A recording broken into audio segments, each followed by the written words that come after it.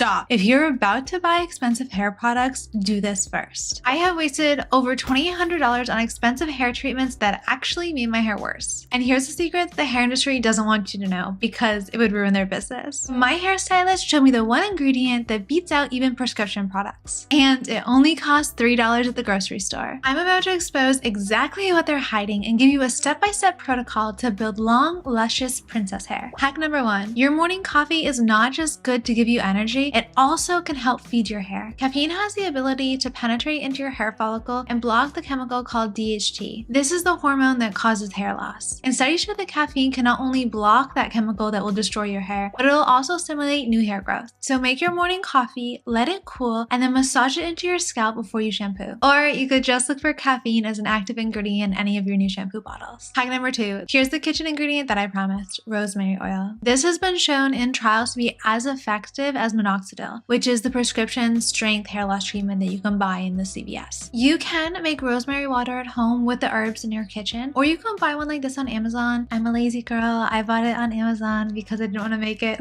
But I find this really convenient because it has this little comb to put in your hair. So on my hair wash days, I'll actually rub this all into my scalp and get it all into my follicles to help stimulate new hair growth. And my hair used to be so short. I had this tragic haircut years ago where the girl basically cut off 4 inches of hair when I just asked for a trim. And it took me ages to come back for that. And there was even a point in my journey where I actually paid for hair extensions because I thought it was a quick fix, but it actually made my hair worse. Save money, don't have fake hair put on your head, and definitely incorporate more rosemary oil into your hair care regime. And if you're making it at home, you're going to want to add the rosemary essence in with some kind of carrier oil like jojoba oil or castor oil. Castor oil is great, but castor oil is just a little thicker than jojoba oil. So depending on what's easiest for you to rub in. This one has both. It has biotin, jojoba, and castor oil, which are amazing options. Having a biotin supplement is also helpful. If you want a whole breakdown of my vitamin routine, we can go into that in another video. Hi everyone, I'm Emily. I'm an engineer, and on this channel, I give you the scientific strategy to become the best version of yourself and engineer your dreams. Now, the most effective hair growth strategy is actually combining microneedling with some kind of hair growth serum. I love the Banish microneedling set. I use this for my face, but you can actually use this on your hair as well. And if you're creating little micro channels through the microneedling on your scalp, you're allowing the serum to penetrate more deeply into your head. This system is so powerful and way more effective than just using one of them alone. If you want to do microneedling on your scalp, I suggest you use the 0.5 needles. This is probably a good length if you're just starting, and this is my favorite hair growth serum at the moment and has so many lovely ingredients to help nourish your scalp. You can spend tons of time putting oil on your ends, but if you don't actually nourish where the hair grows, you're not going to have better hair over time. And I love this because it has moisturizing factors in it as well as hyaluronic acid. So if you have any dry patches on your scalp, using something like this is great. I would use a detox shampoo beforehand to get rid of any of those flakes, and then afterwards go in with a serum to really nourish your scalp. Okay, hack number 4, get your blood tested. What no one tells you is that 90% of your hair health actually has to do with your internal health and your nutrition. You can smear all the lotions and potions on your head you want. It will do nothing if you're not nourishing your body from the inside out. I was vegan for years, and during that time I had super thin, brittle hair, and I was trying really hard to really take care of my hair on the outside, but I wasn't feeding my body the nutrients it needs to grow long, luscious hair. If you're low in things like iron, vitamin D, biotin, and zinc, you're at risk of thinning hair. And I wish I could tell my younger self that cutting out giant food groups in order to fit into the vegan diet was not good for my overall health, and it wasn't good for my beauty either. If you think you might be missing some of these ingredients, look to your diet first. Your hair needs proteins and healthy fats in order to grow. In case you didn't know, it's basically all keratin protein.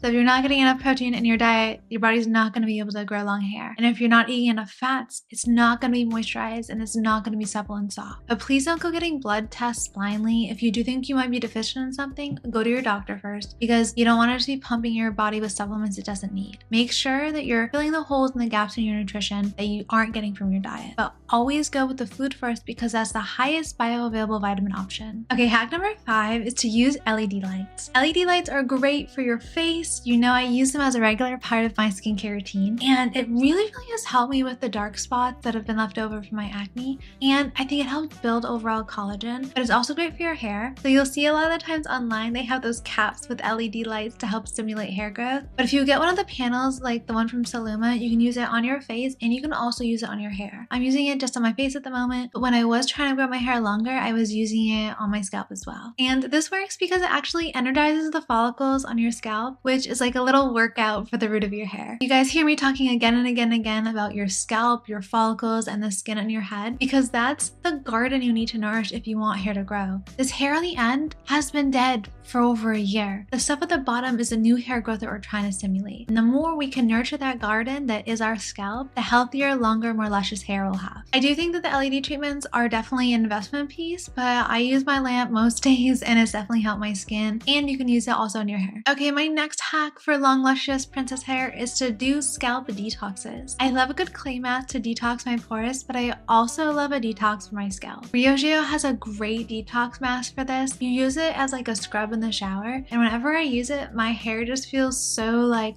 alive and bright and happy, and all of the extra product buildup is gone. If you're saturating your hair with a ton of product, you haven't washed it for 5 days, the follicles kind of suffocate with all that sweat, dirt, oil, and product buildup. And you have to get that off. The follicles have to breathe if they're going to be happy and grow new hair. If you're looking in store for products to help detox your scalp, look for things like salicylic acid, tea tree oil, and niacinamide to nourish your scalp and get rid of some of the inflammation. I don't do a scalp detox every day. I probably only do them once-ish a month, but just have it in your back pocket and know that if it's been a few weeks that you haven't kind of gotten rid of the grime and product buildup on your scalp, it's probably time to do a more intensive treatment. And probably one of the most important hacks is the protection protocol. You can do all of these lovely treatments on your hair, but if you're just drying it through your daily habits, it will not grow. Sometimes the best hair growth hack is to stop damaging the hair you already have. First things first, stop using tight hairstyles. Ponytails are an absolute no. I often wear my hair in braids like this because it's a really gentle way to keep my hair back, and it doesn't have the same tightness and restriction that a ponytail does. You can use a loose, lower ponytail, but anything that's constricting your hair and getting it really tight is probably a no-go. You also have to stay from heat styling as much as possible. I probably heat style my hair once or twice a week, and that's from blow drying.